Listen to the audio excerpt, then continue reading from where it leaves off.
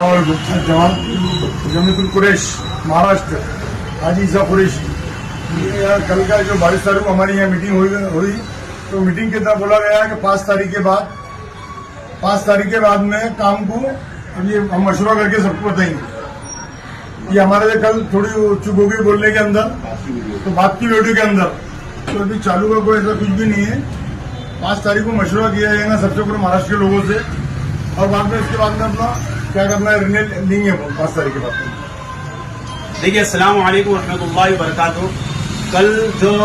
जमीतुल कुरैश महाराष्ट्र की जो कल अहम मीटिंग हुई थी,